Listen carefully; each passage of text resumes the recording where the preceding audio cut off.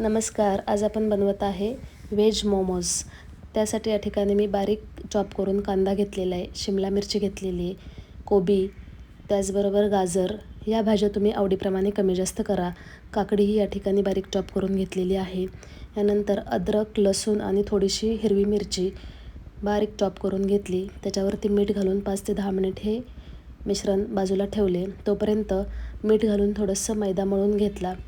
तो घट्टसर असा मळून 10 मिनिट भिजवायला ठेवला. तोपर्यंत आपल्या भाज्या या ठिकाणी पाणी सुटलेलं होतं. हे पहा, चाळणीवर अशा प्रकारे ठेवले तर खाली पाणी असे निघते.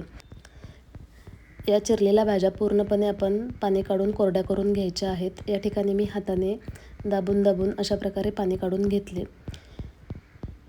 हे पहा, खूप पाणी सुटते मीठ टाकून ठेवल्यामुळे. कोरडं करून घ्यायचं आहे. त्यानंतर जो आपण मैदा मळून ठेवला आहे त्याची छोटीशी गोळी करून छोटीशी पुरी लाटतो त्या प्रकारे पातळ अशी पुरी लाटून घ्यायची आहे.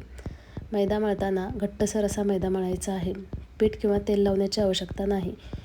या ठिकाणी 1 ते 1.5 चमचा हे भाज्यांचे मिश्रण डायरेक्ट घालायचे आहे.